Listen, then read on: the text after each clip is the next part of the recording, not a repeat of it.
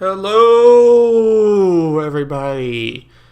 Welcome to the breakdown with Birkenhoff here. Looks like our music has stopped for a little bit, so hopefully it will resume real shortly. If not, we might just have to refresh and start the stream.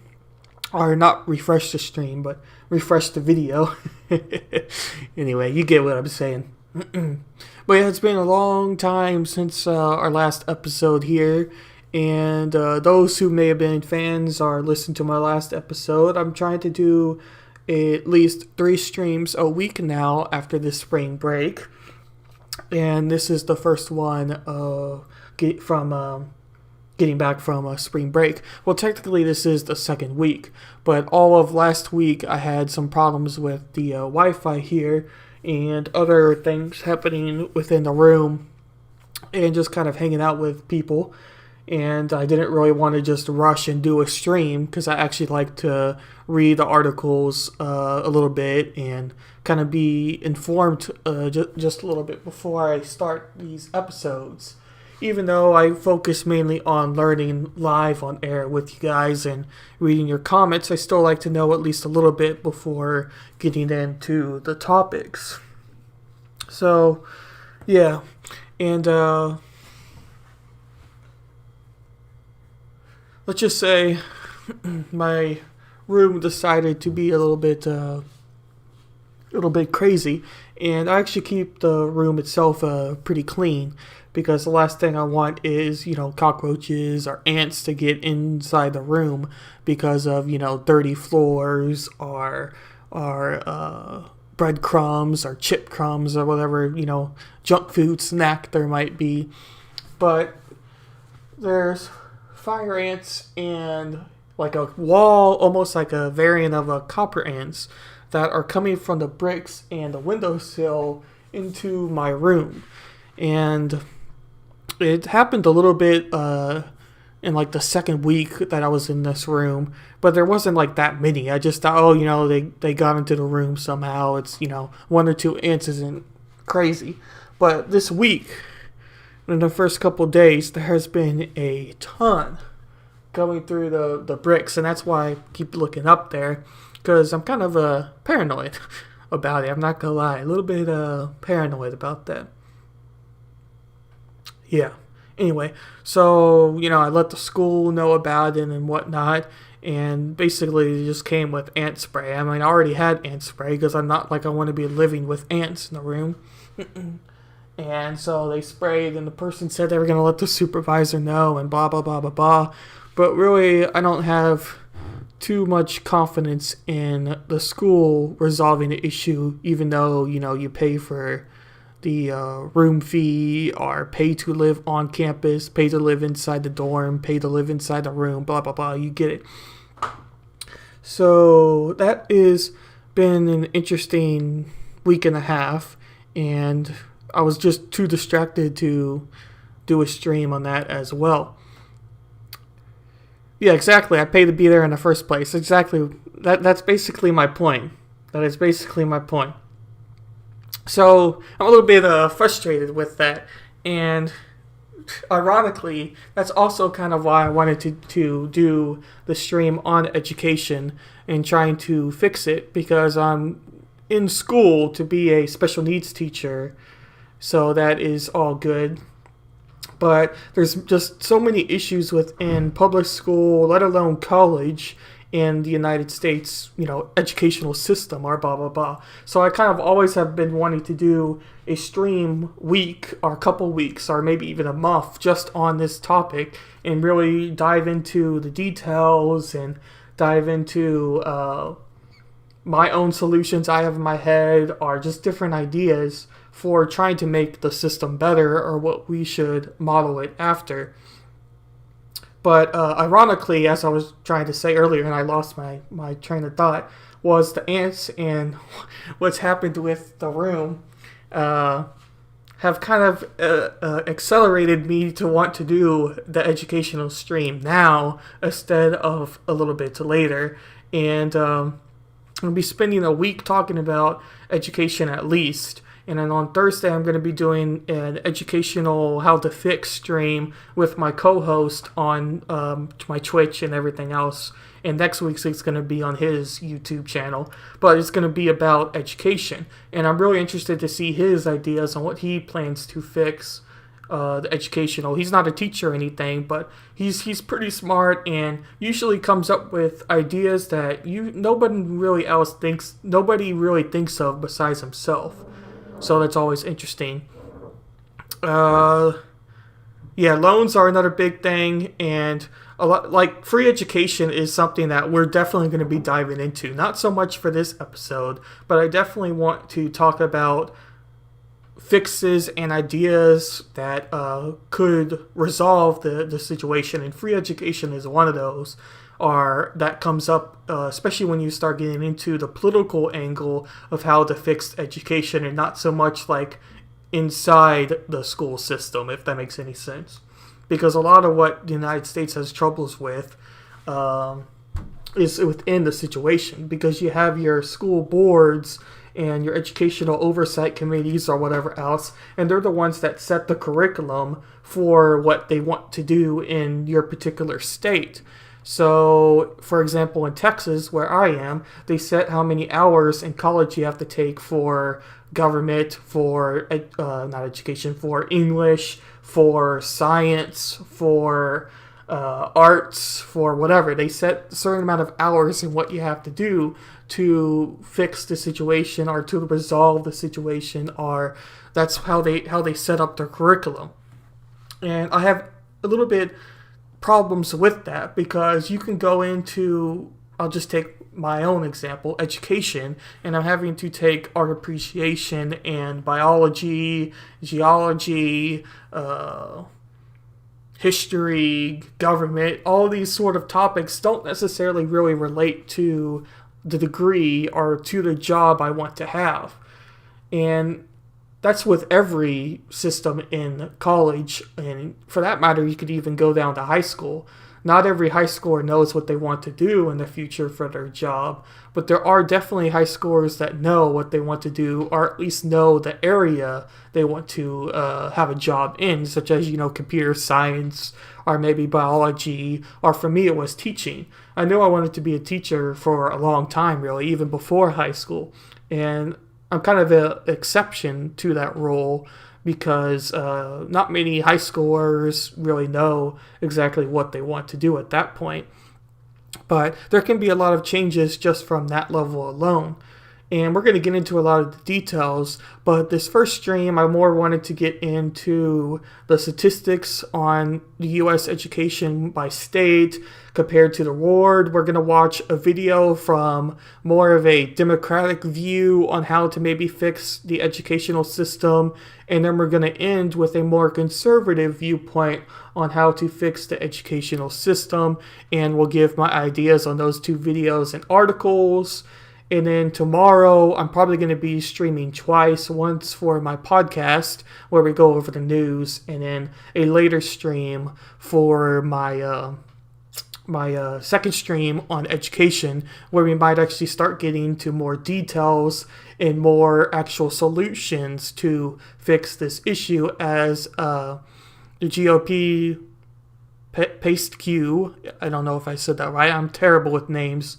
Which is kind of funny to me, being a streamer, being terrible with names, and also wanting to be a teacher and being terrible with names. But anyway, and so we're going to get into all that. We're going to be talking also about loans, as you mentioned earlier. But this first stream is mainly going to be focused on the statistics. So let's see if we can get this playlist to work for me, and then we can get into the details. And feel free to ask any questions in general about politics or whatever you want to ask. I'm free to give my thoughts on it, or if you have any solutions you've thought of that are ideas that you favor, I would love to hear those as well for education or whatever solution you might have.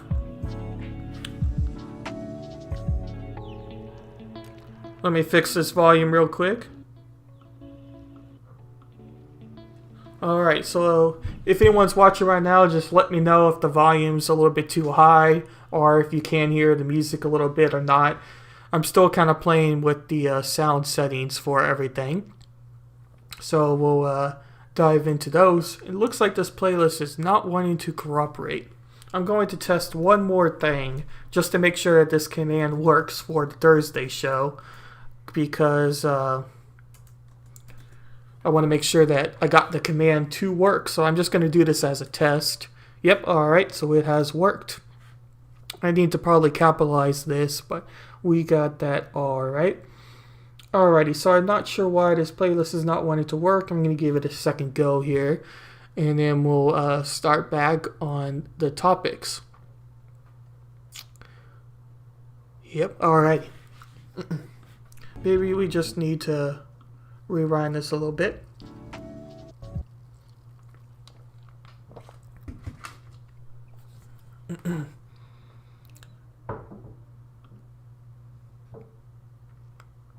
Let's see if this helps a little bit.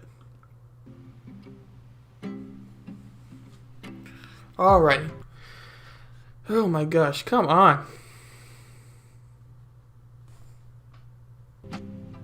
Alright. Hopefully it's not going to bother us anymore.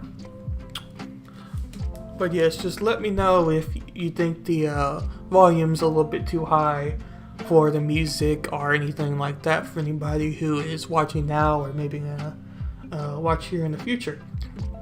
I'm gonna pull this over to the side because this is the ant killer I'm probably gonna have to buy. I don't know if anyone's used this before, but I'm thinking that that's what I'm gonna have to buy myself, because the school is probably not going to want to resolve the issue. The mic's a little bit high already. I can turn that mic volume down. Thank you for that. Oh, the background music's too high? Alright.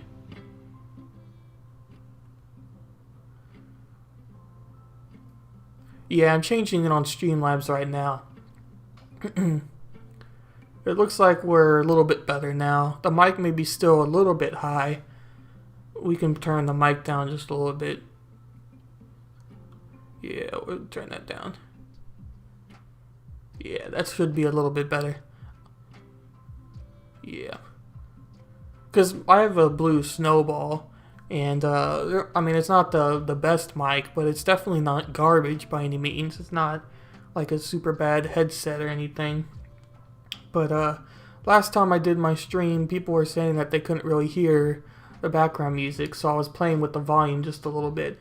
But it looks like our volume bars are a lot better now. And that's why there's a whole profession on people who do sound and theater or music or whatever. There's a whole, people that get degrees in that. So yeah, sound is very complicated. Is it okay if I just call you GOP or for your nickname? Because it's, I don't know, or I'm not sure if you want to go by that name or not. And yeah, that's why you don't use background music. Yeah, I just started to get into use background music. When I did my podcast, which is the main reason for me going on Twitch, to do it live and get, your feedback and everything when it comes to that. Anyway, what was I trying to say? Oh yeah, I just lost my train of thought halfway. Anyway, when I was doing the podcast, I was doing it without volume, or without background music, and just kind of reading over articles, giving my opinions on it, talking about the news and everything like that. I didn't have background music. And then I was doing several 8-week courses that was taking up a ton of time, and I wasn't really streaming very often. And I kept seeing people on Twitch who were doing study streams. So I'm like, why don't I, go ahead and do a study stream? Thank you for the follow, by the way, GOP. I highly appreciate that. Now my bar's not correct. I'm 31, not 32. I thought I changed that. I could fix that another time.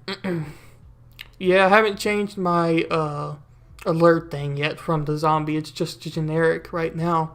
This is only my third time on Streamlabs. I was just on the generic OBS because I have a Mac, and Macs aren't necessarily the best for streaming either. And it's an older Mac. So I had to kind of change some things around, and long story short, I finally got Streamlabs to work, and I think it's working really a lot better than just the generic OBS, but I still have a lot of settings to change, including those alerts, because I do want to kind of have my own alerts and everything. Learning by doing on Twitch, so you will get there. Yeah, exactly. That's kind of my thing. I mean, my whole approach for my podcast and for my streaming topics is, my whole thing is I don't know a lot of things about politics. I follow politics, but I don't pretend to be an expert on anything. So I like the approach of learning about things live and giving my feedback to things. I might not know all the details, and maybe what I say is wrong, and if someone knows that it's wrong, they can definitely tell me. I'm not afraid to admit when I am wrong. I just like the ability to learn something, learn a concept live, and that is kind of my whole concept. And I enjoy that. GOP says, that is basically what I do on my channel. Funny. Oh, that's great. Yeah, I'll make sure to give your channel a follow here as well. Yeah, the same concept. Yeah, I think it's a very good concept for sure. And I'm always very skeptical of people that say that they know everything or pretend that they know everything. There's obviously experts, and there's people that find, certain fields interesting, and they know a whole bunch about that field. But I'm just very skeptical when someone presents themselves as knowing everything. GOP says, but I can read, but there aren't that many of us. Yes, that's true. Not many, especially on Twitch. Twitch, especially in the political community, political community is very opinionated and likes to pretend that they know everything. And it's a lot more to the left than to the right by far. I am at the same time, I feel like it is just honesty to put where I stand politically on my description. I am a definite leftist for sure, but I don't know everything for sure. Yeah, exactly. I think I've actually seen your stream before, especially if you follow Doc Midnight, because I actually watch Doc Midnight pretty regularly. I don't always chat because most of the time I have it going in the background while I'm doing work. But I'm in his Discord server, and I recognize your name, so maybe you're from that Discord server, and I might have seen one of your streams before, but maybe not.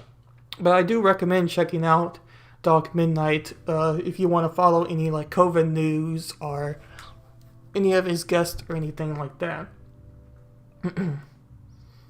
Okay, so we're going to get into our first article here and kind of our major discussion. You follow everyone that follows you? Well, that's good. I wrote a note down to make sure to follow you afterwards. I only have the Streamlabs up right now and not the Twitch manager thing, even though I probably should have the Twitch manager thing up just in case something crazy happens, but I can pull it up real quick. But yeah, I made a note to make sure to go follow your channel as well. Let's see. Another weird thing about trying to find these articles about education statistics is they don't exactly make it easy to find. A lot of what we're going to read here is articles that look like this that are links to academic journals, or links to studies, and then the sites that do have it kind of laid out very easily are sites that look like this, and just from the looks alone, it doesn't exactly look too reliable, so to speak, which I found kind of funny, because most topics you get, sites that are pretty easy to navigate, or maybe I'm just kind of dumb, but anyway, I just found that is one of the more interesting things. But I do like to read academic journals on stream. It's just I don't really feel like people like to listen to people read academic journals or read academic journals themselves. They're not exactly very thrilling by any means. GOP says, and I checked all the channels I see on politics browser to check newcomer content. Yeah, I appreciate that for sure. I try to do the same thing because most of the time when I'm on Twitch, I'm on the politics channel or the art channel, and sometimes just chatting, but mainly just politics and listening to streamers there.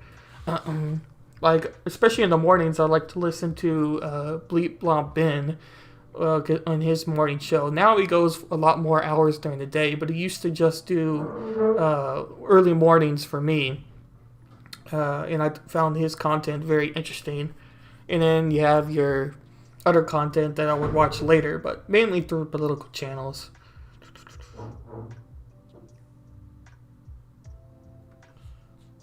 We want the 2019 because that's their latest version of their statistics here. And they're probably going to be getting some statistics for 2021. As you see here, they got some bars suggesting their 2021 content. That may be where it is, actually, GOP. You probably see me on Ben's stream. Yeah, I think you've talked on Ben's stream before. Actually, I think I know you have talked on Ben's stream before. Because I do definitely recognize your name from somewhere. I'm not sure if I've ever watched your channel or not, but I definitely think that I've heard you before. But we're going to first read about elementary and secondary education. Let me know if we're looking a little off here. Let's see if I can't adjust this a little bit.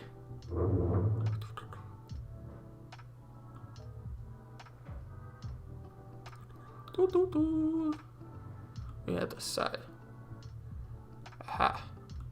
Move this over here. We don't need this side art. Hopefully this will be seen a little bit better.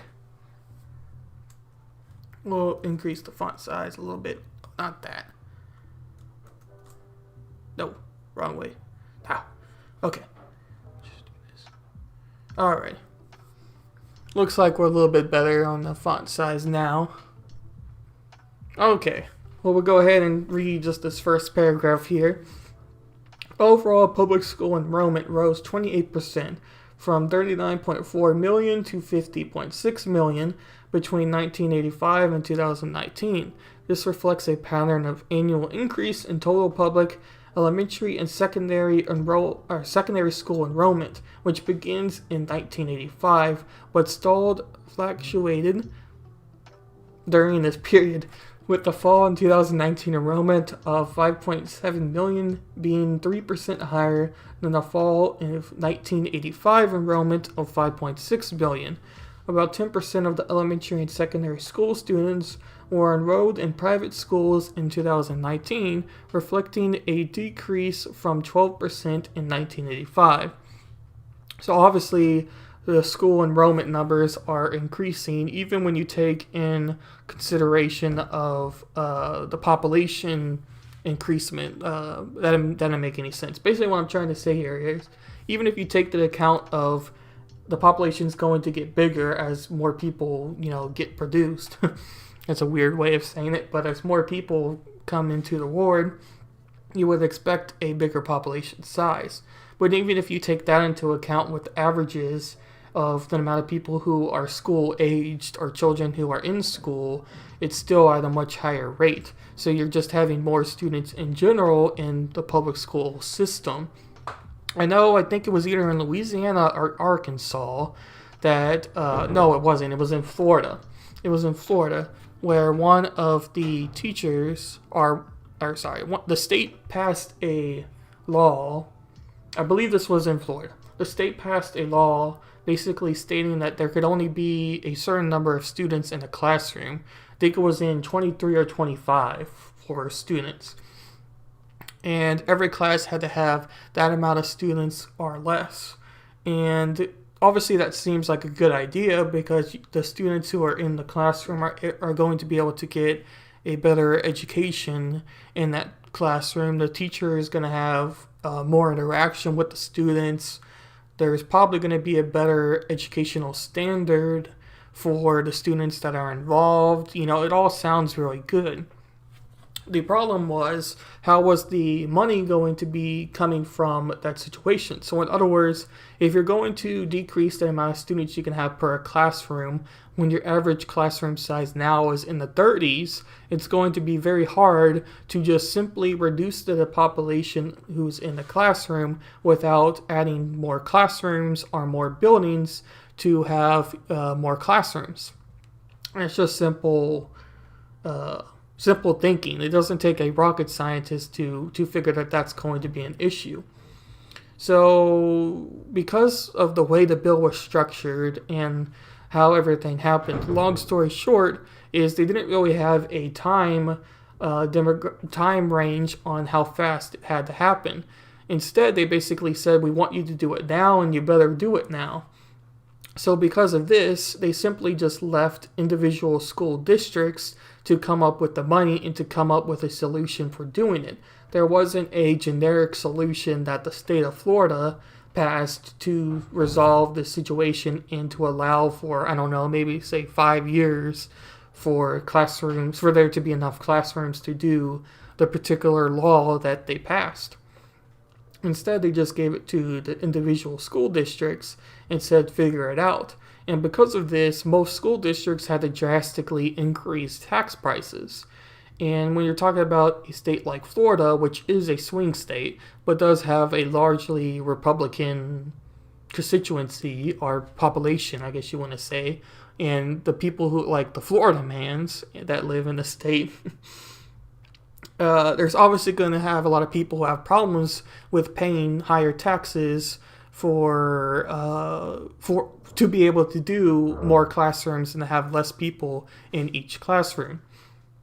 So long story short, the school districts in the state of Florida decided to cancel that as a law or as something to do, and now they're back to, whatever many students in the classroom, and they're not restricted to that 23 or 25, whatever the kids number was. So I thought that was very interesting. And also I just brought up another thought in my head as I was talking about that story, is you have the whole idea about taxes. There's a large percentage of the population that does not like taxes, and then I would say there's a very large vocal majority that states that taxes could be a way to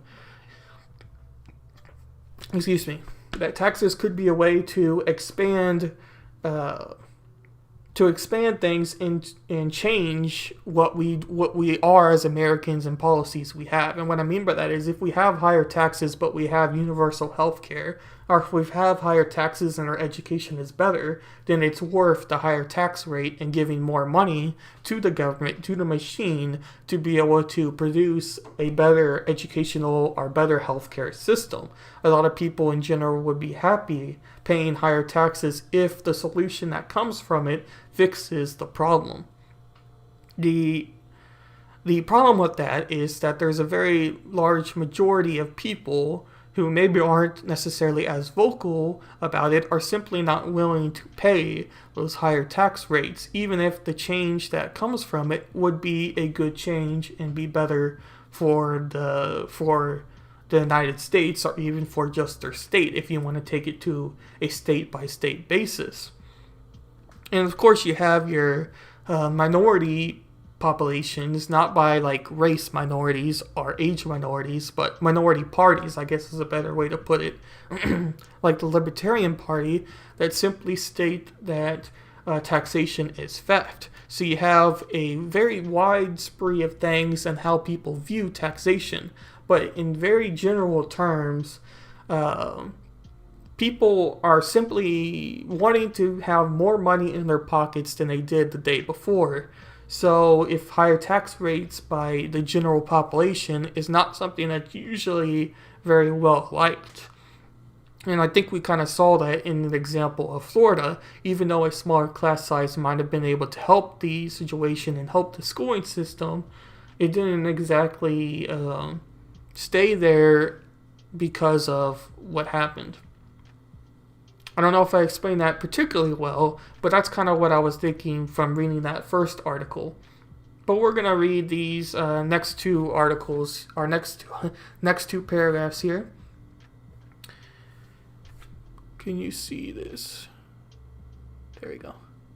In public schools between 1985 and 2019, there are 31% increase in elementary enrollment, pre-kindergarten through grade 8, compared with a 23% increase in secondary enrollment, grades 9 through 12. Part of the higher growth in public elementary school enrollment resulted from the expansion of pre-kindergarten enrollment. Between 1985 and 2019, enrollment in pre-kindergarten increased by 880%, while enrollment in other elementary grades, including kindergarten through 8th and ungraded elementary programs, increased 26%. The number of children... I just lost my place. The number of children enrolled in pre-kindergarten increased from 0.2 million in 1985 to 1.5 million in 2019, and the number enrolled in other elementary grades increased from 26.9 million to 33.9 million. Public secondary school enrollment declined between 8% from 1985 to 1990, but then increased 33% from 1990 to 2007. Over the most recent 10-year period, between 2009 and 2019, public school enrollment rose 3%. Elementary school enrollment increased 3% between 2009 and 2019. So again, we're seeing increased enrollment numbers, which isn't necessarily super shocking given the increased population of school-aged children. So it's kind of keeping up that same sort of pace, I guess you would say. But we're going to read this next paragraph here because I thought this next paragraph was a little bit more interesting. Since the enrollment rates of 5 and 6-year-olds, typical ages for primary grades, and 7 to 13-year-old, typical ages for elementary grades, decreased by fewer than 5 percentage points from 1985 to 2018, and the enrollment rate for 14 to 17-year-olds, typical ages for secondary grades, in 2018 was not measurable different from the rates in 1985. Overall increase in public school enrollment primarily reflect the increase in the number of children in those age groups, obviously. For example, the enrollment rate of 7 to 13-year-olds decreased from 99 to 98% between 1985 and 2018, but the number of 7 to 13-year-olds increased 26%. Similarly, increases in the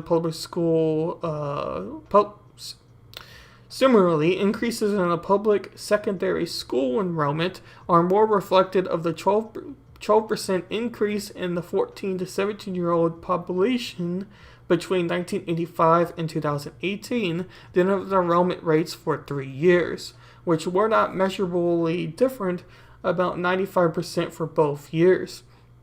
Increases in the enrollment rate of pre-kindergarten age children, ages 3 to 4, from 39% in 1985 to 54% in 2018. So once again, it kind of proves that there's one grade level that isn't having an increase, only a minus 1% decrease, while the other kind of grade levels are experiencing a drastic increase because of the amount of students that are in those grades.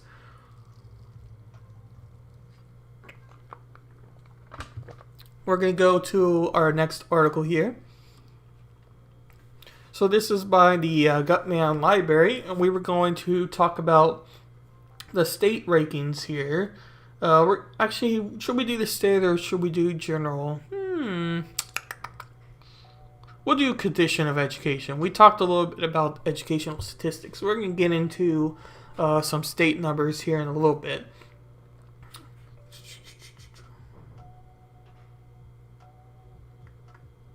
Actually, you know what? We're going to do states. I changed my mind. We'll do states.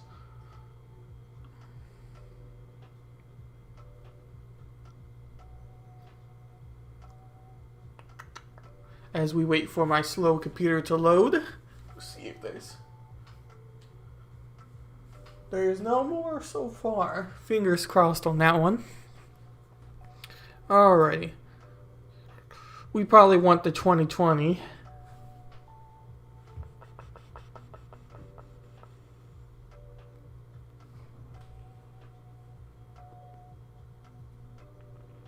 It's going to take a while to load here.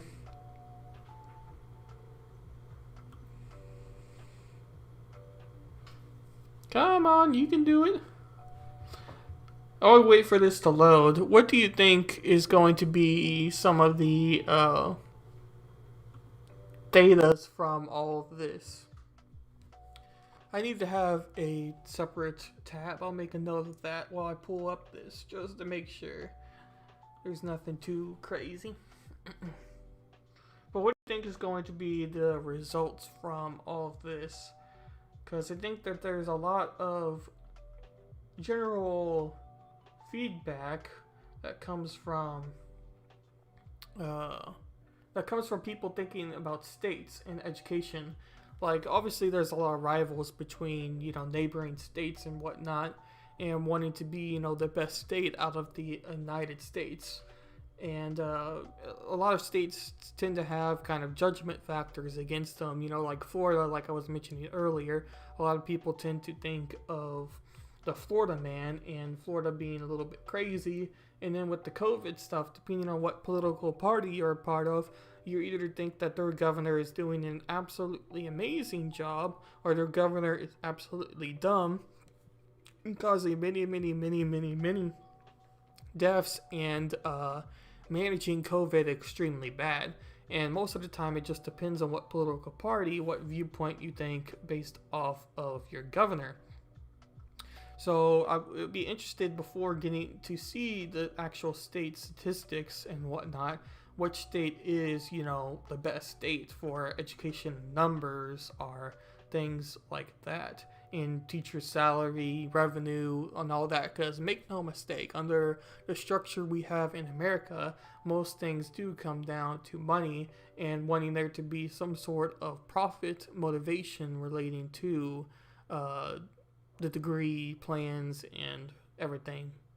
So looks like we have it all up, so I'll go ahead and change the screen real quick.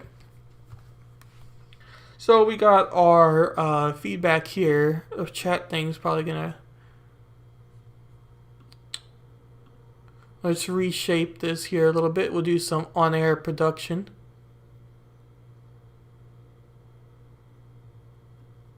There we go, that's a little bit better. So we're looking here at their PDF from the site we were just at, and I was wanting to start with these three factors, as I was just mentioning beforehand, with the enrollment and teacher salary and money and school revenue, and just the concept that schools want to make money even so that they're able to operate. Or for some people, they would probably argue that that's one of the major motivations to any sort of business, even if it is a public education and not necessarily a private education that would maybe seek money more than educational standards and whatnot. But we're not really ultimately talking about public versus private education, but we could definitely talk about that in one of the later streams, with money being one of the kind of sub-points on that issue. But we'll start here with classroom teachers. U.S. public schools employed 3,195,571 teachers in 2018 to 2019. Texas, 358,533. California, 288,715. And New York, with 211,024, employed the most teachers, while the District of Columbia, Wyoming, and Alaska employed the fewest. The average number of students enrolled per teacher decreased slightly by minus 0.3%. And I'm going to stop here real quick. As I was mentioning an example earlier with Florida, and I could definitely pull up some articles if you want to, if you want me to, about that, just so you know that I'm not lying, because I do think it was Florida, if I'm not mistaken. where they were trying to do the amount of students per teacher, because it is a very huge factor when thinking about the educational standards that your child is receiving, or what you're receiving for the classroom if you're a college student or whatever you might be. In general, the less students you have, the more interaction you're going to have with the teacher, and most likely, not always, but most likely, is going to result in better outcomes. That was weird.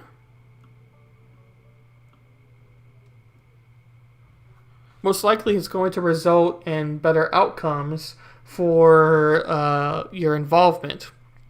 But we'll continue on here. Teacher salary.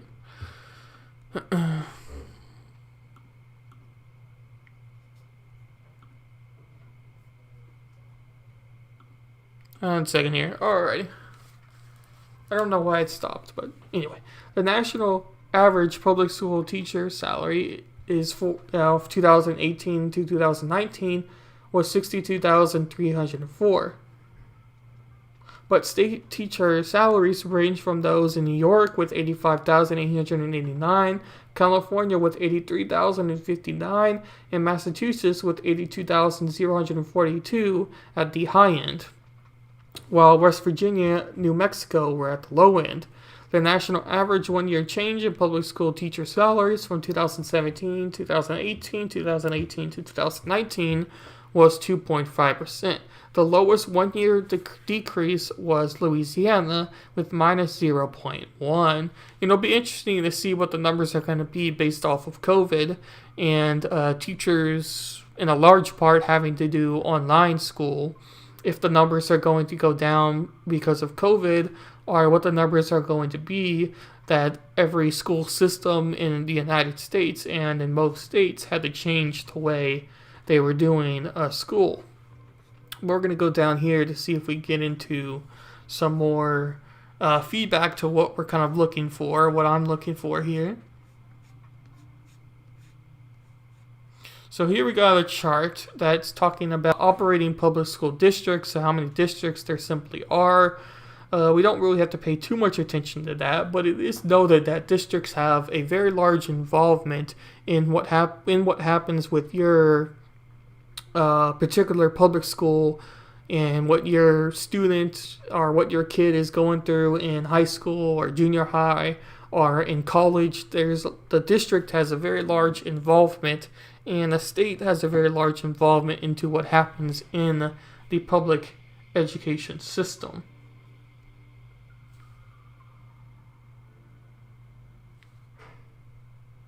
One second here.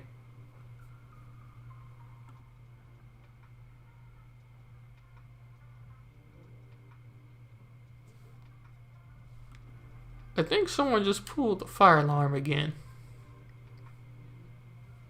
Let me turn this music off real quick. 1 second, guys. 1 second. You can't be a breakdown with WB stream without being somewhat scuffed here. But I think we might be having a fire alarm. I'm going to check that real quick. I'll be right back. Sorry about that.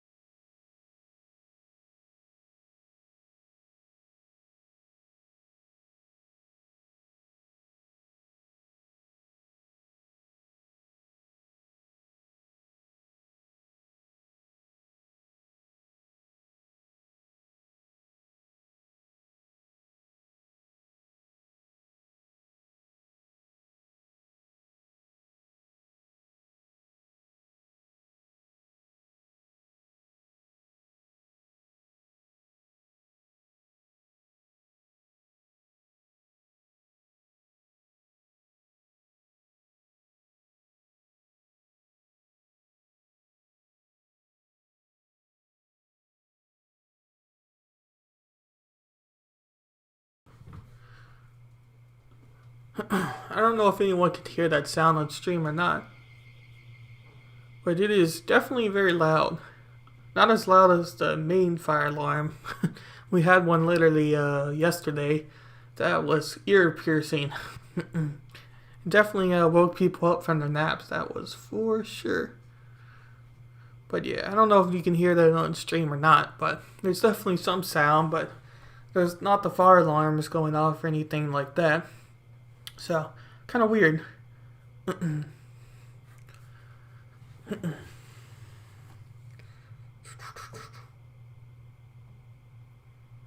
Very annoying sound though, very annoying. Phone in real quick.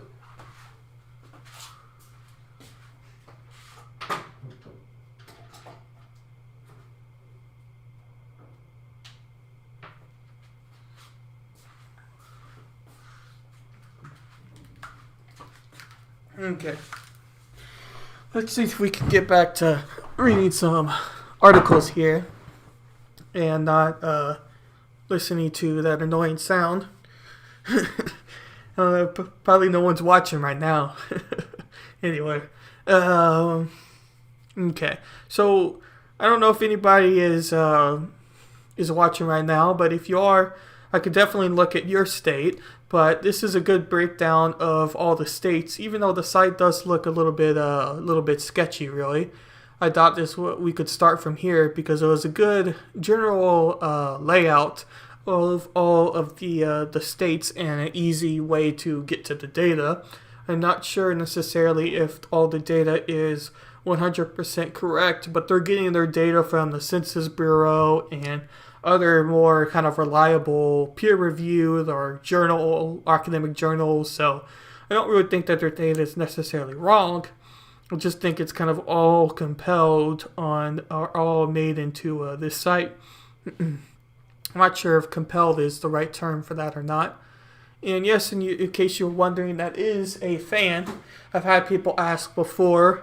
Usually I remember to move it, but I just noticed that I didn't. But anyway. So I thought we would have a look at Texas first because I am from Texas. And I was interested to see what the Texas ranks with other states and involvements with that.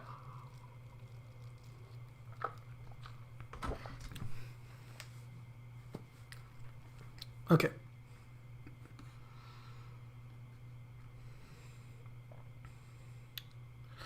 Texas has 6 public university systems and 4 independent public universities. The state has 3 nationally recognized top-tier public research universities: the University of Texas at Austin, Texas A&M University, and the University of Houston. The state also has many private universities. Rice University, one of the country's leading teaching and research universities, ranked 17th best university overall in the nation by the U.S. News and World Report. Additionally, Southwestern University, the oldest university in the state, was chartered by the Republic of Texas. Texas has over 1,000 public school districts. All but one of the Texas school districts in Texas are independent, separate from any form of municipal government. The one exception is Stanford Municipal School District. School districts may and often do cross city and county boundaries. Independent school districts have the power to tax their residents and to assert eminent domain over privately owned property. The Texas Education Agency, TEA, oversees these districts, providing supplement funding, but its jurisdiction is limited mostly to investing in poorly performing districts. Texas also has numerous private schools of all types. We don't really have to get into that part, but we'll read this last tidbit here. The state has some of the fewest restrictions on homeschooling. Neither TEA nor the local school district has authority to regulate homeschool activities. There is no minimum number of days in a year or hours in a day that must be met, and achievement tests are not required for homeschool graduating seniors. The validity of homeschooling was challenged in Texas, by the landmark case Leeper versus Arlington ISD, ruled that homeschooling was legal and that the state had little authority to regulate the practice. Just a slight tidbit for those who may not know, Texas does have two Supreme Courts. In most, actually I think Texas is the only state that has two Supreme Courts, one for criminal and one for civil, which I thought was kind of weird, I guess you could say. Anyway. But the main reason I kind of wanted to read this, partly from me just being in Texas, I think it does explain very well the what I was saying kind of about school districts for higher education and college. They have their regions, I guess you could say, that control any number of colleges, such as for Texas, you have Texas at Arlington, Texas at San Antonio, I believe, and a couple of other like satellite campuses, I guess is the best way to say it. Besides Texas at Austin, which is their main campus and what University of Texas is known as. And their board represents all of those schools that exist for that college. And University of Texas A&M also has the same sort of board. And then Texas Tech and some other universities are all together in another board of regents that oversees all of theirs. But those board of regents have to meet state regulations for the curriculum and pass and carry out laws that are passed by the state and whatnot, and they're the ones that oversee this whole process. So they have a very, very large impact into what happens in your college experience. So I thought that was kind of interesting, and I thought that this website did a very good job at explaining that. We can go to other states if we want. I'll leave this tab here just in case we want to go back and look at another state. But I don't necessarily know about how other state education systems work as much as I do Texas. So we could definitely read about it if we want, but I thought we'd move on to this next thing that kind of explains education statistics in the United States from state to state. The table below shows the number of school district students and teachers for each state in Washington, D.C. for the 2012-2013 school year. The table also includes the ratio of teachers to pupils and the ratio of administrators to pupils. California had the largest number of schools and students, as well as the most students per teacher, with a teacher-pupil ratio of 1 to 23 to 7. Though Washington, D.C. had the smallest number of students, Delaware had the smallest number of schools, with a teacher-to-pupil ratio of 1 to 10 to 7. Vermont had fewer students per teacher than other states, while Washington, D.C. had the fewest students per administrator, with an administrator-to-pupil ratio of 1 to 127 to 9. And make no mistake, I do think that that has a very large role into how educational standards are met within the state and within the classroom. A very large role. That's why if you ever look at colleges, you'll see that they have a student-to-teacher ratio in most places where you look at a college. Not necessarily the college website, even though I think that colleges do in general have to put their student-to-teacher ratio. I don't know if it's necessarily required by law, but when I was looking at colleges in Texas and in other states, I did see the ratio of student-to-teacher. Even if the ratio wasn't necessarily super great or super small or whatever word you want to go by, but if a university has a good student-to-teacher ratio, most of the time they love to tell people about it because it is a big deal when it comes to education. But we see our little ratios here with Alabama having a 14-4, Florida having a 15-2, Iowa having a 14-2, Massachusetts having a 13-5, New Mexico having a 15-2, Texas having a 15-5, Virginia having a 14-2, Wyoming having 12-5, and so on and so on. And then in 2011, you can see the same results, and there might be some changes between a few states. I don't think that there's probably going to be a very large change, but anyway. So I thought that was kind of interesting, and it gave all the ratio per state and then per administrator. And like I said already, I do think that that has a very large role into education, and if the school or if the district or if the state is going to be able to meet those high educational standards for each student.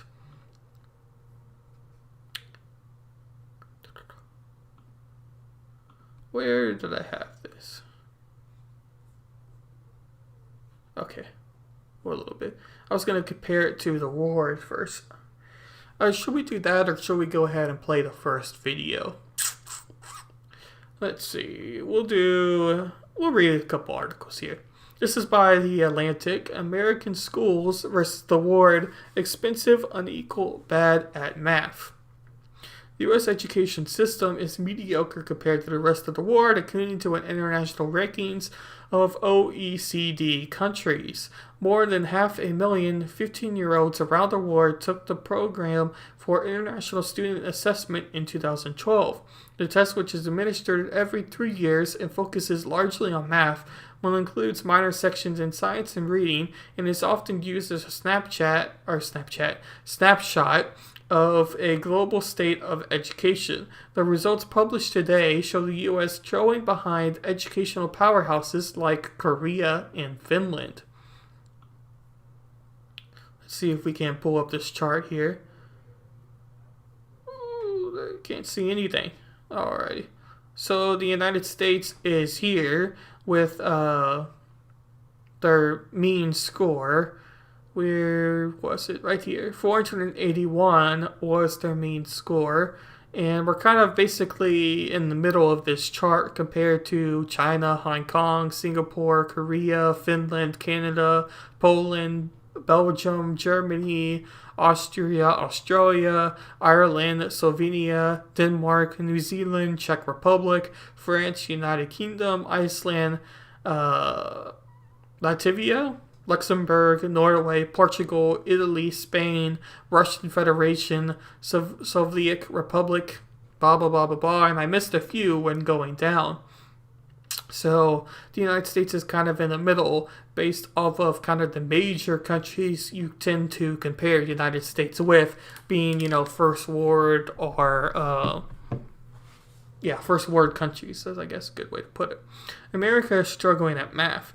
The U.S. scored below the PISA math mean and ranks 26 out of 34 of the OECD countries.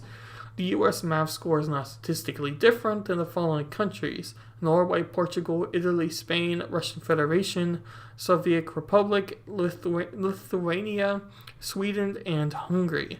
On average, 13% of students scored at a higher or second highest level on the PISA test, making them top performers. 55% of students in China were considered top performers, while only 9% of American students were.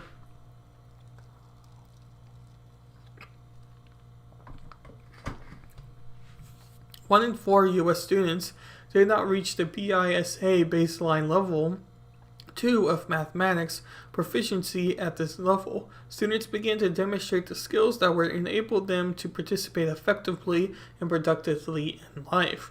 Even the top students in the United States are behind. This year, the PISA report offered regional scores for Massachusetts, Connecticut, and Florida. Massachusetts, which is a high-achieving U.S. state and which averaged above the national PISA score, is still 2 years of former schooling behind Shanghai. So we're not meeting our mathematical standards as compared to the rest of the world. And I kind of have a theory about this, and I think that the theory ultimately comes down to standardized testing. I know Texas does standardized testing. We have STAR. I don't think they changed the name to a different name, but it used to be called STAR. And we kind of grade our classrooms, our grade levels based off of this standardized test or exam or whatever you want to call it. And I don't think that is particularly smart, because it's not like you can have a very good average of what's happening through a standardized test. Now, obviously, that's what standardized tests are supposed to do, but all of the data that I've seen about standardized testing is saying that doesn't really particularly work, and I think is a major flaw to at least Texas' educational system. Like I said, I don't know if every state does have standardized testing or not. It's something I'm going to be looking at in one of the later streams about education. But I do think that that's one of the things I want to see go away for the state of Texas. Here we go here. America spends a lot of money per student. The U.S. ranks 5th in spending per student. Only Austria, Luxembourg, Norway, and Switzerland spend more per student. To put this in context, the Soviet Republic, which scores similar to the U.S., spends $53,000 per student. The U.S. spends $115,000 per student. The PISA report notes that among OECD countries, higher expenditure on education is not highly predictive of better mathematics scores in the PISA. So obviously, if we're spending this much money on each student, you would think that they're getting a better education, or at least having more of an opportunity to have a better education.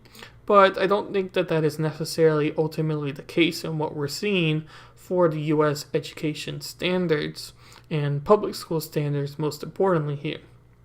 Because we can get into that debate of private schools, but ultimately we're more focused on public education here and how to fix a broken system. So if we're spending that much money extra and we're still performing lower, then we're probably mismanaging the money we spend. Maybe we do have the opportunity to spend that much, but if we spend it on other things, we might get a better result. Or if there's a way to cut the amount of money we spend on each student and get a better result, then you would think that we would want to do something like that. But that is a glaring symbol, and something that everybody should recognize is a major problem. If we're spending that much money and still getting a lesser result, then there's obviously something wrong, is basically what I'm trying to say there. Socioeconomic classes play a larger role in the U.S. than in any other countries. 15% of America's score variation is explained by the socioeconomic differences between students. Less than 10% of score variation in Finland, Hong Kong, Japan, and Norway is due to socioeconomic differences. The U.S. also has a lower than average number of resilient students. I don't know if I said that right, but we'll go with it, which PISA defines as students who are among the 25% most socioeconomically disadvantaged students, but perform much better than would be projected by their socioeconomic class. Excuse me. On average, 7% of students are considered resilient. 13% of students in Korea, Hong Kong, Macau, China, I don't know if I said that, Shanghai, China, Singapore, and Vietnam are resilient. I think it's supposed to be resilient. I don't think it's resilient. That makes more sense to me, but my dyslexia brain is getting a little bit crazy. The countries that are doing well: parts of China, Singapore, Japan, Korea, Liechtenstein top the rankings for math, reading, and science. Finland, which is often pointed to as an example of excellent school systems, continued to perform well. However, the country dropped 2.8 points in math, 1.7 points in reading, and 3 points in science in annualized changes in score points, which are average annual change in PISA score points since the country's earliest participation in PISA. The biggest annualized score improvements came from Brazil, Mexico, Turkey, and Portugal. Italy, Poland, and Germany also showed gains since 2003. So I thought that was a very good overview of how we kind of compared to the rest of the world in our education, and we are about the middle of the pack in typical countries you think about. And in the countries you can name by name on your fingers, we are probably behind. You start to get into the names that you may not think about, like the Czech Republic or Liechtenstein or anything like that. We're still below them when it comes to educational standards, and that should be something that should get your ears a little bit peaked up, or whatever you want to say there. U.S. students' academic achievement still lags behind their peers in many other countries. This is a peer research article based off of what we just read before, but obviously peer research gives a little bit more context to the data. So we're going to start kind of in the middle of this peer research article, but it's talking similarly to what the Atlantic article was talking about.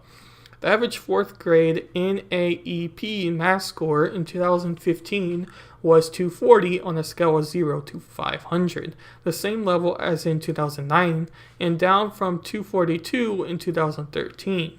The average 8th grade score was 282 in 2015, compared with 285 in 2013. That score was the lowest since 2017. The NAEP has only tested 12th graders in math 4 times since 2005. Through 2015, average score 152 on a 0 to 300 scale was 1 point lower than in 2013 and 2009. Looked at another way, 2015 NAEP rated 40% of 4th graders, 33% of 8th graders, and 25% of 12th graders as proficient or advanced in math, while far fewer 4th and 8th graders now rate at below basic. The lowest performance level, 18% and 29% respectively, versus 50% and 48% in 1990. Improvement in the top levels appears to have stalled out. Among 12th graders, 38% scored at the lowest performance level in math, a point lower than 2005. NAEP also tests U.S. students on science, though not as regularly, and the limited results available indicate some improvement between 2009 and 2015. The average scores of both 4th and 8th graders improved from 150 to 154 on a scale of 0 to 300. Although for 12th graders, the average score remained at 150. In 2015, 38% of 4th graders, 34% of 8th graders, and 22% of 12th graders were rated proficient or better in science. 24% of 4th graders, 32% of 8th graders, and 40% of 12th graders were rated below basic. So there's a little bit of improvement in science according to peer research in the data collected, but it doesn't appear to necessarily be a large percentage increase. And yeah, so I thought this was a good graph here, kind of stating where we land on the major topics we think of as science, mathematics, and reading. So we are about middle of the pack once again on science, where it looks like we're maybe a little bit higher than middle of the pack, or middle of the pack on reading. And mathematics, we are way down in the lighter blue color, and literally probably the middle of everything, not necessarily the middle of the major countries you would tend to think about. I don't know if that made any sense, but let's put it this way.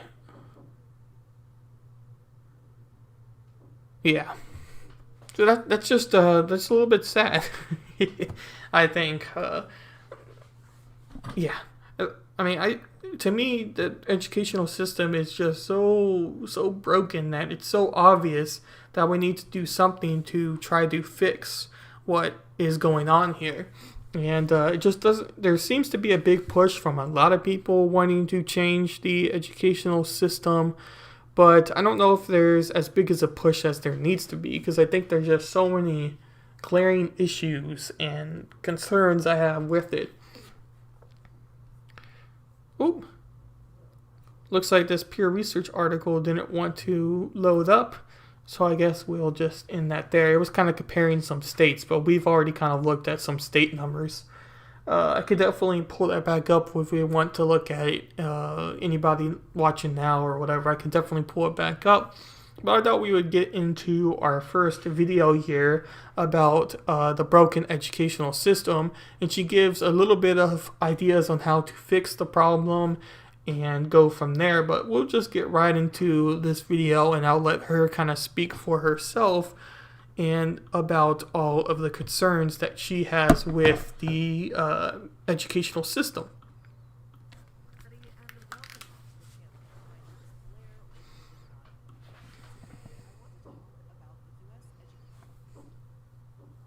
We're going to let that load up real here.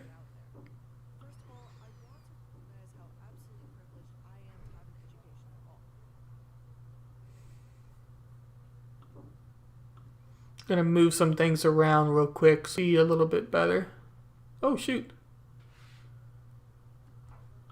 Still having to play with Streamlabs a little bit.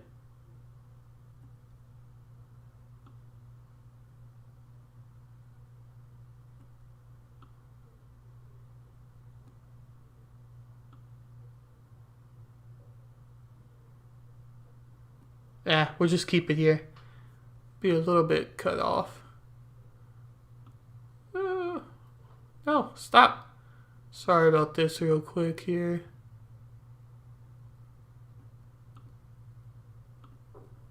We'll just try it this way.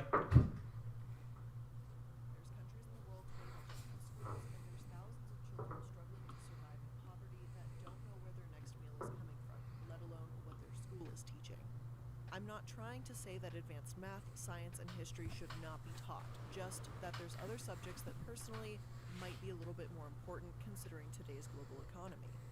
There's more that I'm going to touch on rather than just what's taught, even though I can't possibly cover everything in detail, but I just wanted to explain that and get that out of the way now.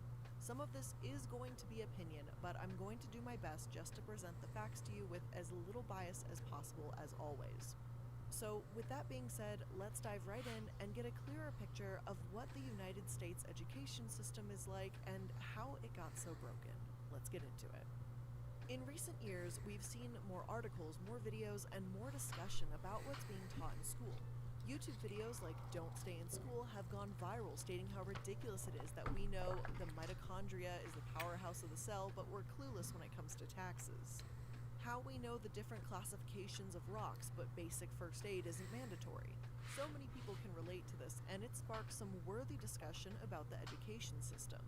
But before we get into reform and what's broken, let's see who built the education system to be this way in the first place.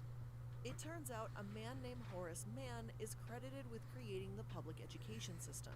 He was born in 1796 and in 1838 founded the Common School Journal.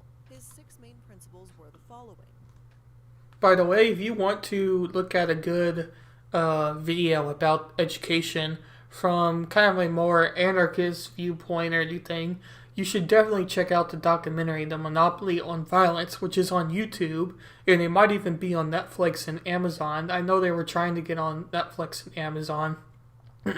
But they have parts timestamped on education and what they have to say about education and the formation of education and the role education has right now is, it was very well done and makes your eyes a lot more open about it. So I would definitely highly recommend checking that out if you're interested in hearing that kind of angle. The public should no longer remain ignorant. That such education should be paid for, controlled, and sustained by an interested public. That this education will be best provided in schools that embrace children from a variety of backgrounds. That this education must be non-sectarian, not affiliated with religious groups. That this education must be taught using the tenets of a free society, and that education should be provided by a well-trained professional teacher. And I can't say I really disagree with those principles. Horace was the father of the common school, a smart man, and he recognized the need for public education, and that's kind of incredible. So I don't want anyone walking away from this video blaming him or something. In the early 1800s, the problems and the education system were so incredibly different, and the needs were not the same as where we're at now in society. It's not as if they did taxes the same way we did today, or, didn't even have them way back. No, they definitely had taxes back then. As we wait for this video to load as well. Oh, we got something on YouTube here. Ron Helton, the volume of the video is a little muffled. Oh, it's a little muffled. Interesting. Let's see if we can fix that as we wait for the video to load. Is it more you can't hear it, or is it more something else? I'm not sure. YouTube has been very weird for me today. I wish I would have remembered where we stopped it. Come on. Let's refresh this sucker here. Because I could turn it up on the desktop volume. I think it may be something to do with the desktop volume. As we wait for this to load back up on education and what we're talking about here. My computer is running very slow like usual. Hopefully you're having a good day there, Ron. All the chickens are being happy and whatnot. I sure hope so, at least. Come on. Let's see. I have to run my volume up all the way and it still sounds low. Okay, yeah, we can fix that. We can fix that.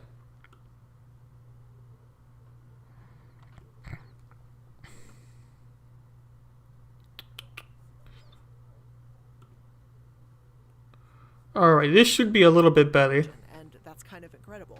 So I don't want anyone walking away from this video blaming him or something. In the early 1800s, the problems and the education system were so incredibly different, and the needs were not the same as where we're at now in society. Hopefully that didn't blow your ears out. I probably should have warned you a little bit before I did that if you had your volume all the way up. But that should be a lot more easier to hear now. I had to change it a little bit low because the music I was playing was pretty loud. But I forgot to change it back, so the volume should be a lot better now. It's not as if they did taxes the same way we did today, or, didn't even have them way back. Really, it's going to pause at the same location? You're going to do this to me? You're going to do this? Come on. Come on.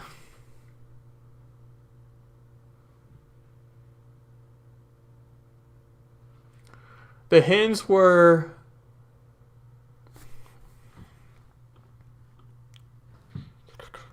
One second here. I'm not sure what the hell this is doing. We were having this problem a little bit earlier today as well. If not, we'll just continue on and we'll have to try to play the video another day because we're going to spend a couple of days talking about this. And we can always watch it on one of the other days. But I thought this video did a good job. But it looks like YouTube isn't really wanting to work for me right now. Horace was the father of the common school, a smart man, and he recognized the need for education. Him or something. In the early... I'm going to pause that real quick. Just for a little bit. The hens didn't lay. They were laying on top of the eggs.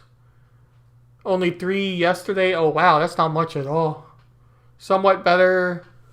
Your own volume is about 3 times louder than the... Okay, yeah, that makes sense, actually. I think I have a solution to fix that, if that is the case. We can see if that will fix the problem. That should fix it. Hopefully we'll not keep pausing on this video here. Like I said, I don't know why, but YouTube's been having some problems with me. Sometimes I have to use the Chrome browser, but the Chrome browser has crappy ad blocker on it, so I'd rather use the other browser because I have a better ad blocker and whatnot. But we could try it now. Rights that the United Nations founded in 1948 didn't exist.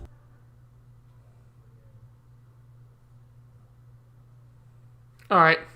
We're going to have to give up on this video, unfortunately. We can watch it another time. I'm not sure why it's not wanting to work, but I don't want to spend 30 minutes trying to fix it if it's just going to keep pausing on that same point. Well, we can pull it up on my Chrome browser if we want to watch it a little bit later. I do have a second video up that we can see if it works, and then we can go to the next one. Unfortunately, but we can watch that one tomorrow. We can watch that video tomorrow. I'm gonna be having my podcast or I hope to have my podcast and my stream, or my education part 2 stream tomorrow. So I'm going to be streaming twice. That's at least my goal. We'll see if it happens. There could be something that comes up. But right now I plan to be streaming twice. So we can watch that video tomorrow to start off the episode. And then we can dive more into what I wanted to talk about in part 2. Because like I said, I actually do really like that video. But it is not wanting to play, and that is one of the disadvantages of being a live stream and not being a video. So we're going to read the 5 fixes to education, as it states here in its headline by School of Education. 5 ways policymakers can improve the quality of education. So now we're going to get into some brief philosophies or brief ideas that people have to fix the U.S. education system. And let me resize our article here so that we can see it a little bit better. There we go. That's also an advantage. We were talking about a disadvantage. This is an advantage to live on air, as I'm able to play around with the setting, and we don't have to have a large black blob for articles compared to the video. Oh, also, Ron, I don't know if you're still here, but so I always keep my room pretty clean, because I don't want, bugs, cockroaches, or ants or whatever to get inside my room.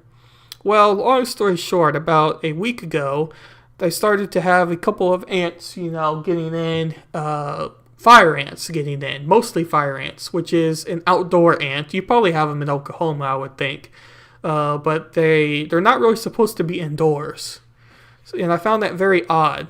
And I went outside to see if there was, a fire mound or the ant mound that, they come from. And there wasn't. And there wasn't like a trail going to the room either. So I thought, it's just a few ants here and there. Oh, what can it do? Whatever. Well, about 4 days ago, I came walking into my room. And my entire upper wall on this windowsill was covered in ants. There's actually an ant right now.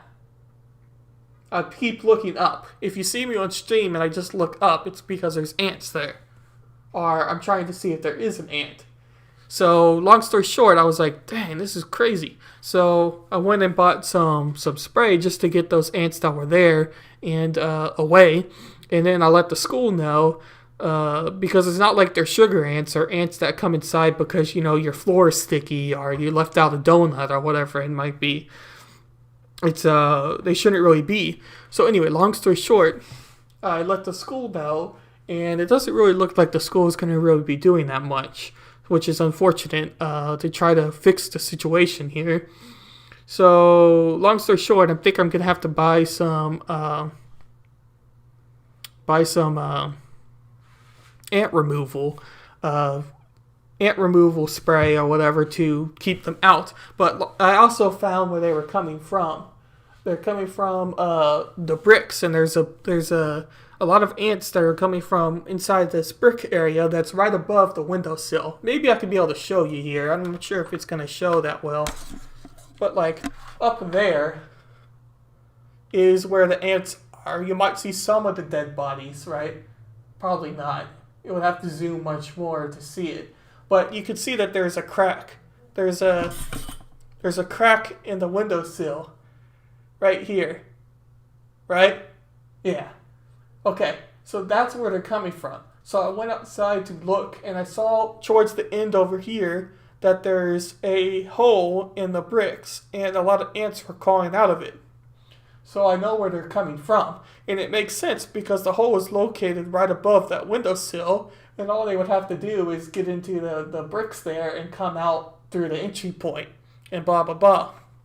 So, so that's where they're coming from. And then so I got some things to wipe them out. But I think I'm going to have to buy some ant prevention spray or whatever, and spray it on the outside and inside my room here, and hope that it gets rid of the ants that way, because I don't want to be living with a whole bunch of ants. Ron says here, in town to prepare a country.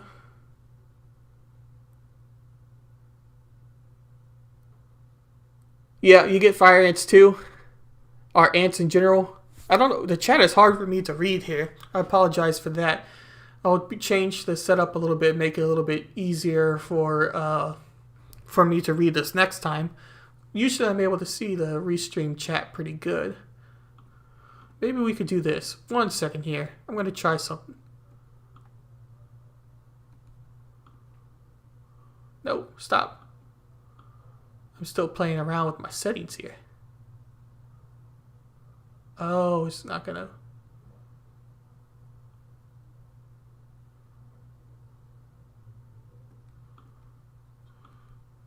I think I'm just going to have to leave it. That's okay. I could play with it on another time. But I do want to get my settings right so I don't have to play with it too much. But anyway. Give you some good... Is it chalk? Insects. Some of the ants will die first and then chalk over it. Oh, you're saying to find the track of the ants or to figure out where they're coming from? Because I do think I know their entry point. And there's not too many of them right now. But they do come out here and there. And usually there's like 2 or 3 of them that come out in a time. So anyway. But right now I was doing some research before the stream, I guess you could call it.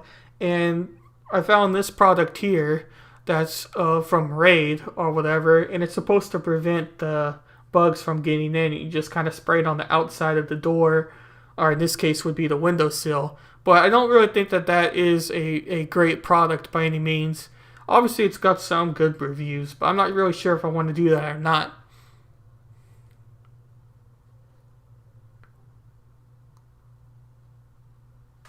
Inject some clear ant gel right into the crack. Oh, sorry. Inject some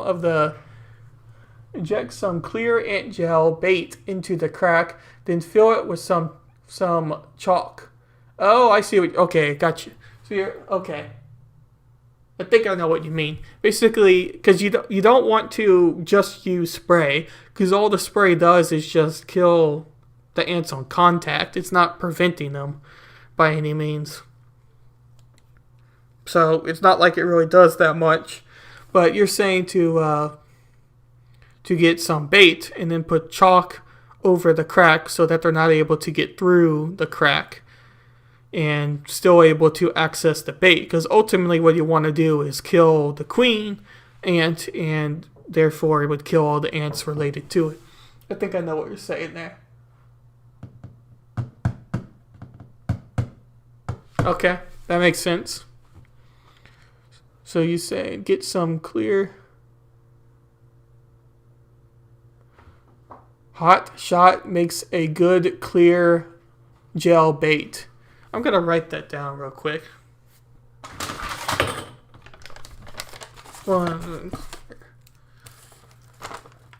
Clear.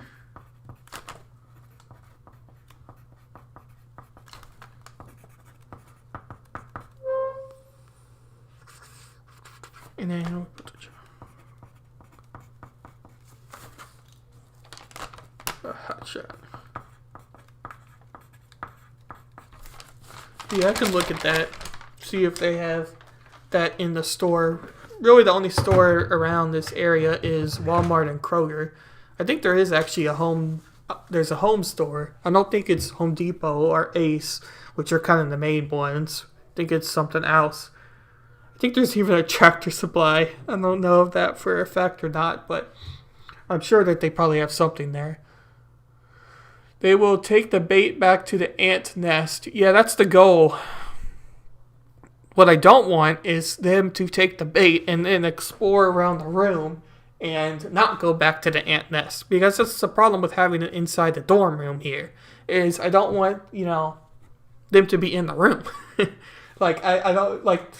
I thought about using bait, obviously, because that's the way to ultimately kill the ant, to kill all the ants. But if there's no way for them to take it back into where they came from, then there wouldn't be any need to. There wouldn't be a solution to fix the problem. I'm not sure if it made any sense there, but so I was trying to think in my head if there would be a way to get them to take the bait and go back to where their nest is, or to where they came from. And I'm like, well, shoot, I don't really think that there is a way. And originally I was like, well, you could just maybe super glue or mucky glue or something to crack, and maybe it would prevent them from getting through.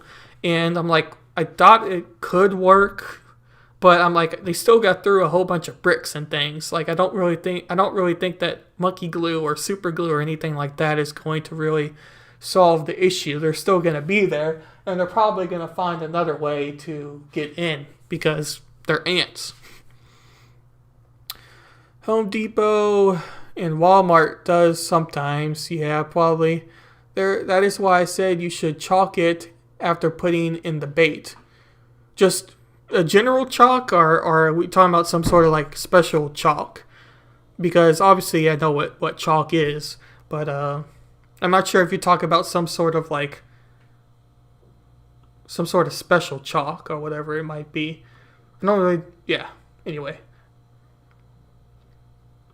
we'll look in these real quick. Because if it's just generic chalk, then that would be pretty easy to do. And you don't think that they would get through the chalk. Not sure. The crack is about, I don't know, maybe half a centimeter. Let's see. All right.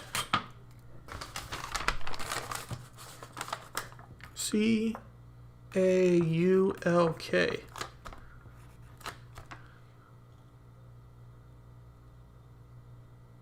A good silicone one? Yeah, probably. Actually, real quick, I'm gonna check.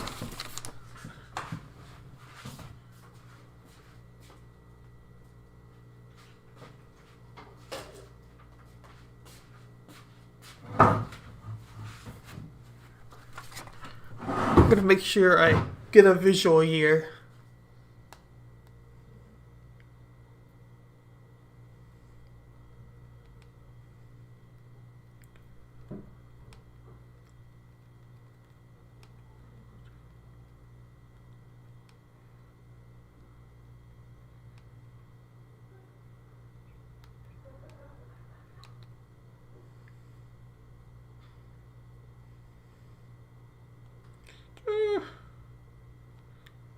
CH. What the hell? CAULK.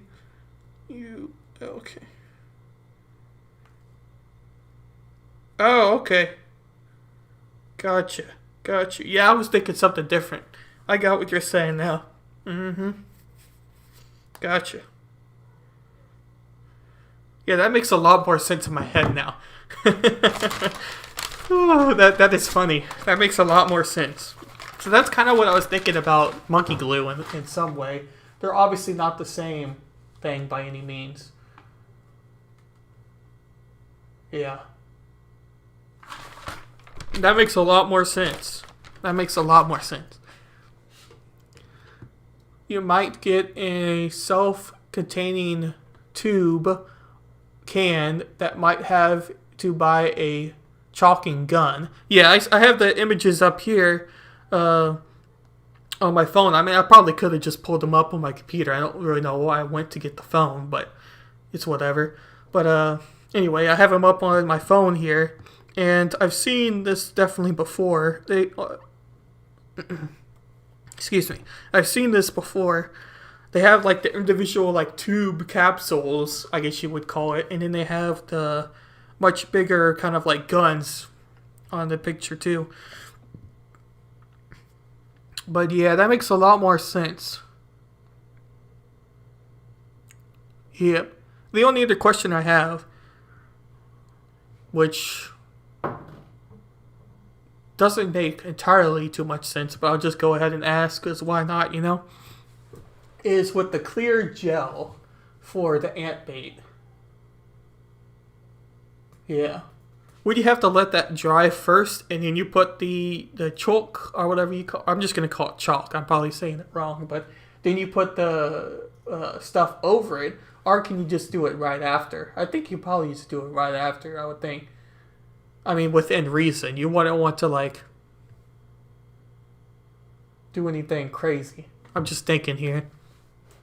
And also, I'm not sure if that would be their only entry point that they come from, because they come from other places as well. But then again, if they bring the bait back to their mound, then you ultimately resolve the issue that way. So I'm just gonna look. I'll look it up on the computer here.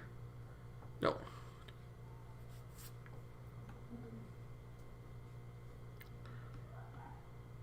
Clear gel ant bait, just so I get.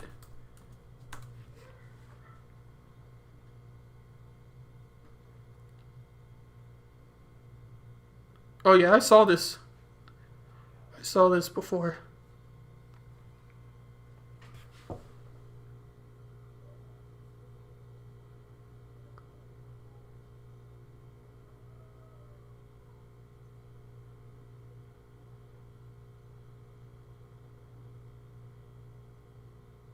Oh, okay.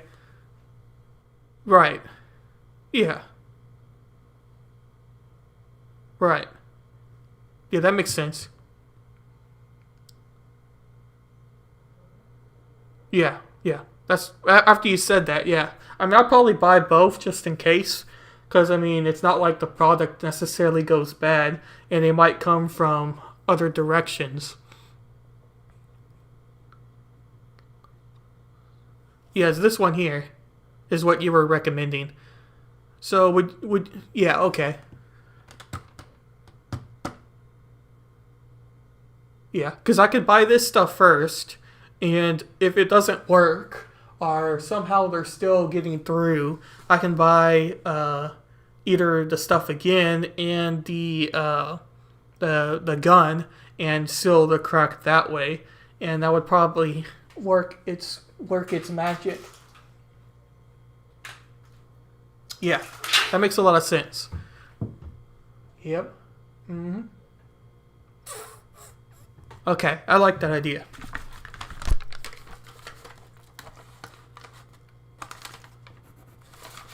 Just gonna mark this real quick. Take a picture. Just because why not? Make things easier when I actually go to the store.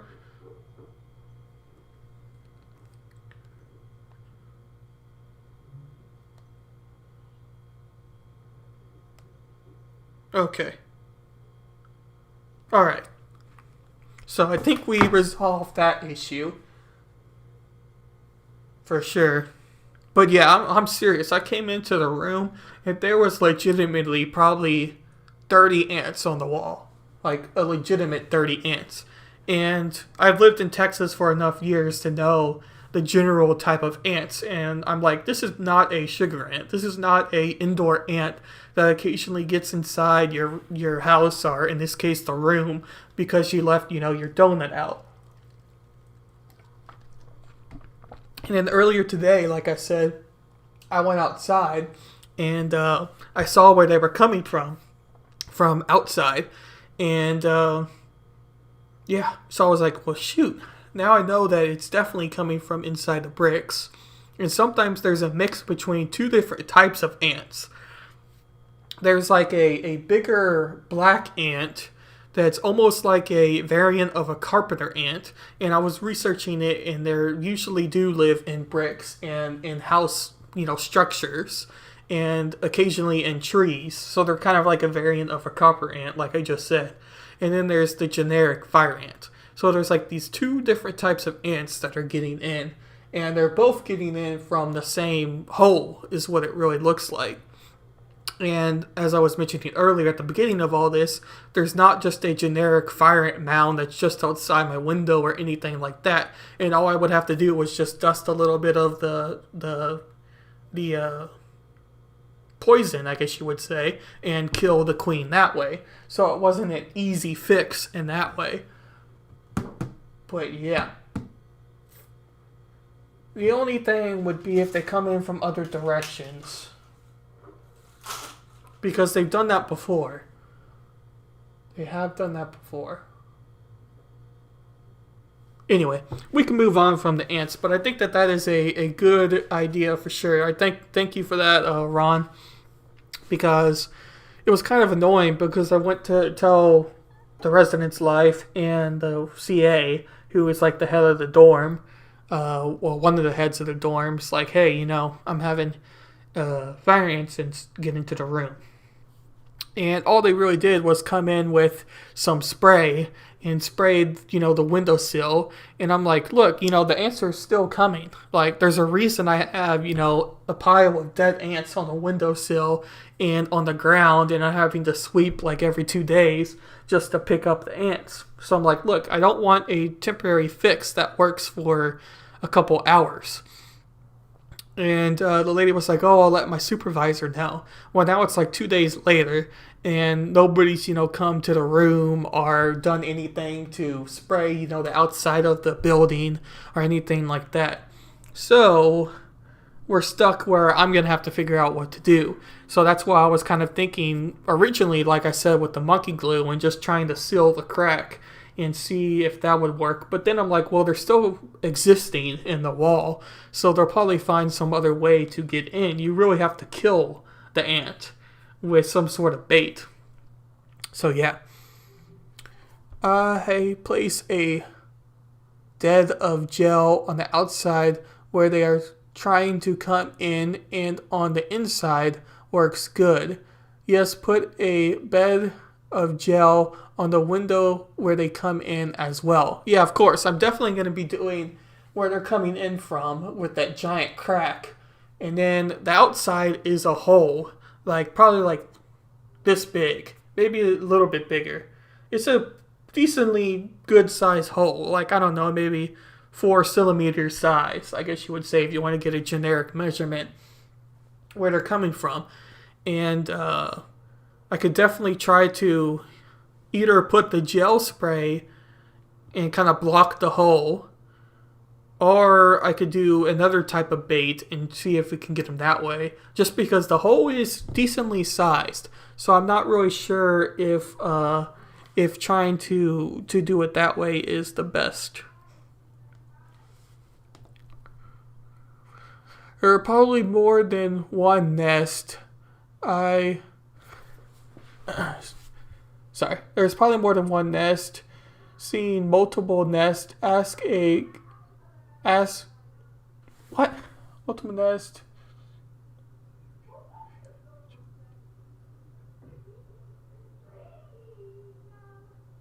Yeah.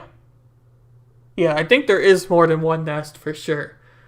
The building's older, and I think I know why this room didn't have anybody in it. I think they probably have had ant problems in this room before. Unless if they just randomly decided to come for this semester or for whatever reason. But I don't really think that is the case. So I think that there was a reason why this room was open. Yeah. I don't know, it's just it's very annoying. It's honestly very annoying. I don't have a fear of ants by any means. It's not like I have a fear of them or anything. But it instantly drives me insane. I instantly get annoyed when it comes to being ants inside your room. And I also got a little bit annoyed that I'm paying to be on the campus and in your building and in your room. So you would think that, they would be able to solve the situation and I wouldn't have to do it myself, because that's really part of the fee of being in the room. But that's just not the case. So anyway, so that kind of drove me absolutely crazy. But yeah, there probably is a multiple nest. Is that KID? Kid?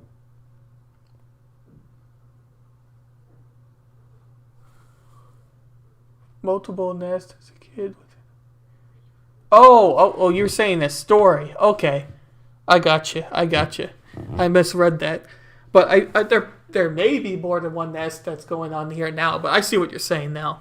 Yeah, there I completely misread that. Yeah, I'm definitely going to have to change the chat box for this next stream because it's a little bit hard to read. But I appreciate your comments about that. But yeah, I used to, as a kid, watch carpenter ants.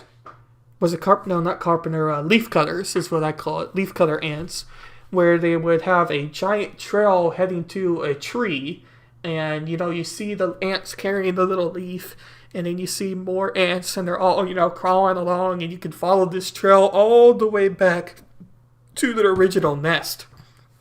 I remember one time I must have walked at least like a mile and a half, and I found the original tree to their nest, or to their mound, or whatever you want to call it, for the leaf cutters, and I thought that was crazy as a kid. And then my dad absolutely hated leaf cutters because they would destroy your trees or destroy your plants that you had in the that you had. So it was just kind of funny. I remember as a kid, I'm like, man, these leaf cutters are fascinating because I'm able to follow their trail. And my dad's like, I hate leaf cutters. I have a distinct memory of that, so I thought that was kind of funny. Yeah, it's fun to watch them, just not inside the house. Yes, definitely. Definitely. I had ant farms as a kid. I never had an ant farm, but one of the neighbors I used to hang out a lot with as a kid had an ant farm. And I remember kind of watching that because I would be at her house for many times a week, really, for many years. So I remember the progression of all that. But I never had an ant farm myself. But definitely, ants are very interesting, just not inside your room or in your house.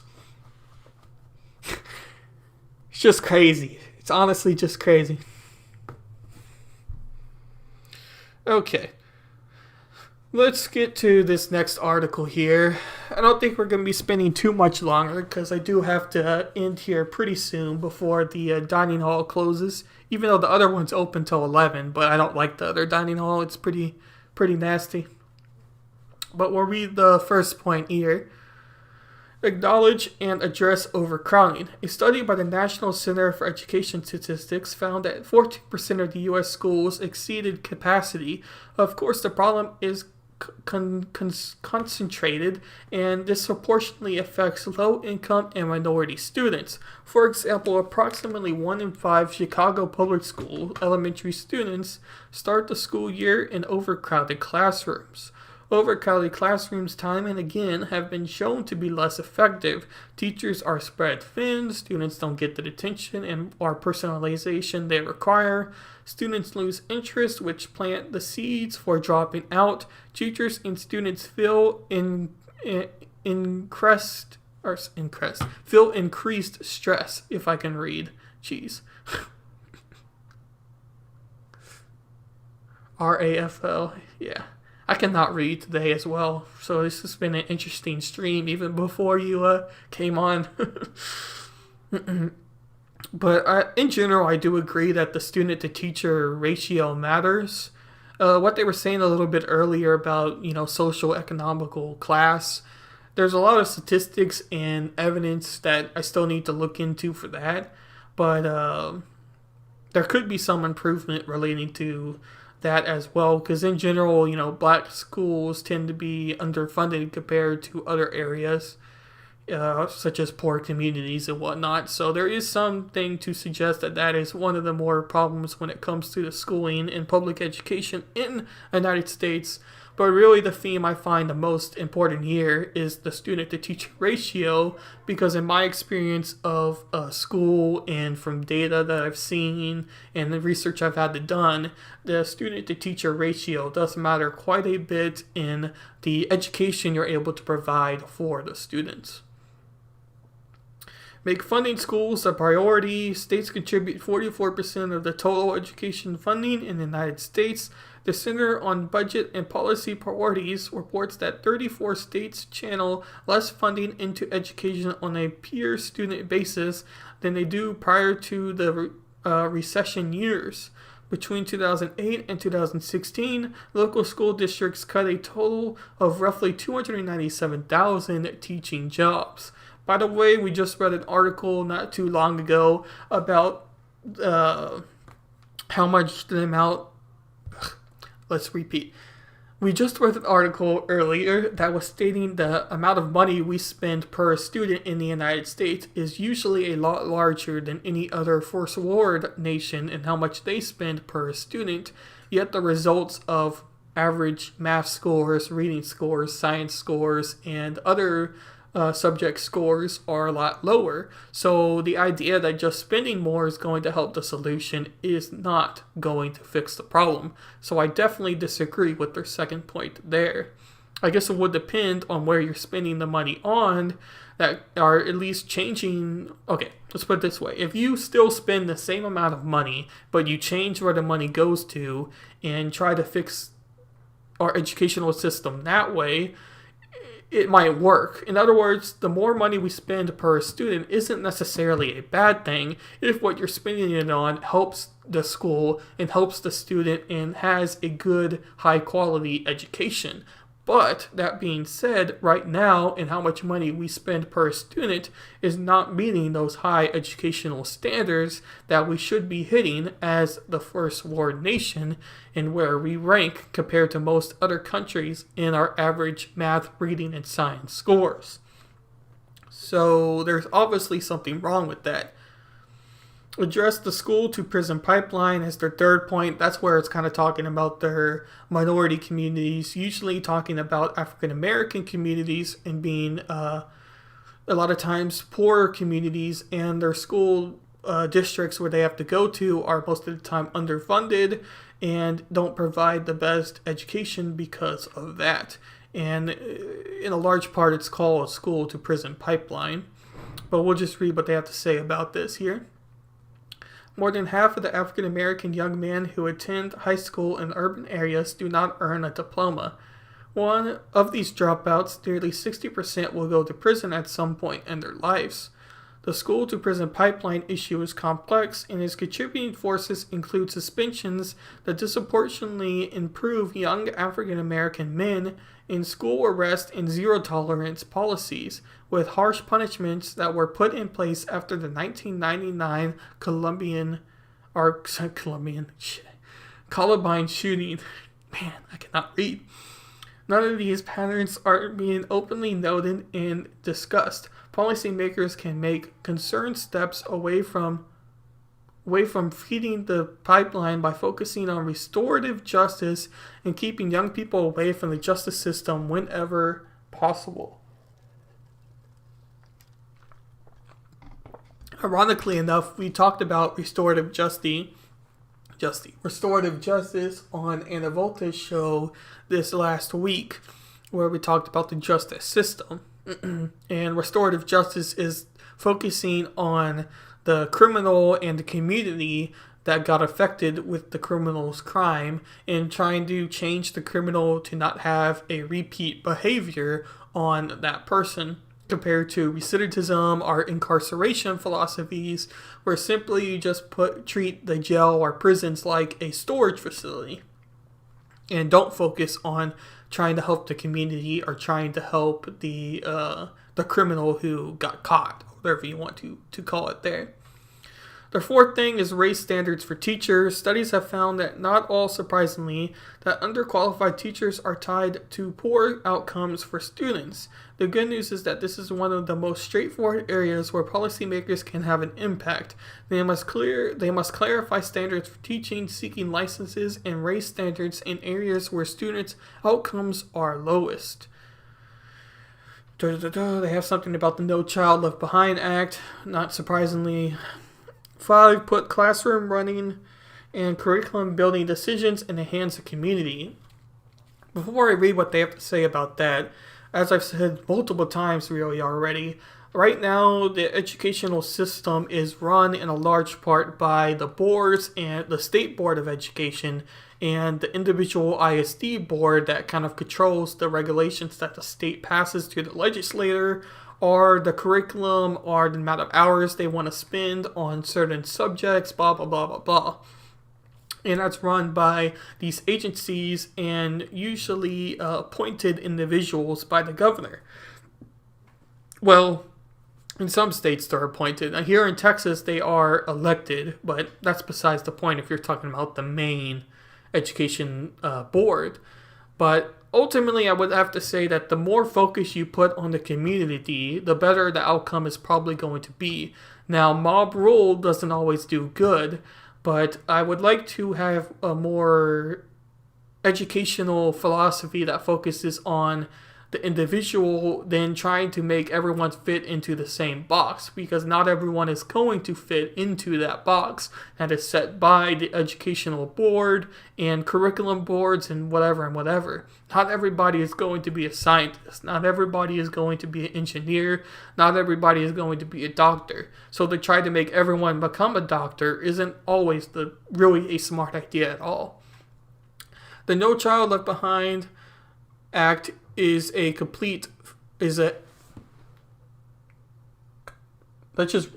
to read that again. The No Child Left Behind did the opposite. It failed. Yeah, Ron Hilton, I would tend to agree with you on that one. It's the philosophy in its heart, are what I think they were trying to accomplish with it, isn't necessarily a bad philosophy by any means. It is something we should probably be shooting for everyone to have the same standards of education and to receive an education. But the way they got it done through legislation and how it was generally done by educators isn't the best results at all, and has ultimately done the opposite, as Ron Hilton has stated. But we'll read what they have to say about the whole running it in the community. In recent decades, the educational system has moved away from teachers and local boards in terms of who makes the decisions that affect the classroom and the curriculum. Consequently, students' outcomes have suffered. Policymakers who are aware of this pattern can push for a move away from standardized control and towards community-based mechanics, such as community-elected school boards that have the power and authority to make decisions about how their students are educated. People coming together with coherent messages for policymakers about the changes they would like to see in their educational system can only benefit the students. With these initial steps in mind, lawmakers and their constituents can start to move together in the direction of change. Yeah, I mean, in general, I would tend to agree with that. As I've already stated, I don't necessarily think that mob rule always results in the best outcome by any means. So I don't think you can give total control just to the community. But if you take a complete libertarian-minded approach, the more government doesn't control it, or the more a state agency doesn't control education and gives it into the hands of individuals in the actual community where their child is getting educated, the better result, or at least a better chance of a higher education could be received. And I do think that that in general is true. I would rather have a more individualized approach to education than a whole mass approach, as I was explaining earlier. So that's going to be the end of today's stream, as I do have to catch the dining hall before it closes, for at least the one I like to go to before it closes. I appreciate GLP and Ron Helton for stopping by and giving your insight. Thank you, Ron Helton, for your advice for dealing with the 3-letter word nuisance of ants, or a 4-letter word in that case. But anyway, I don't even know what I'm trying to say here. Anyway, I appreciate your insight, and I will definitely be trying to solve that problem for sure. Tomorrow I am going to be doing my podcast and most likely my second stream on having to fix the educational system and get some more info on other nations, and try to play that first video and the second video I was originally going to do, but I kind of lost track of time and started a little bit later than what I wanted to. But we are going to be talking about those as well. I hope everyone has a good day or a good night or whatever time it is for you. And I hope you'll catch me next time where we will be talking about education, or the next time with my podcast where we talk about the news and I give my insight into what's happening in this very complex world we live in. Thank you, thank you, thank you.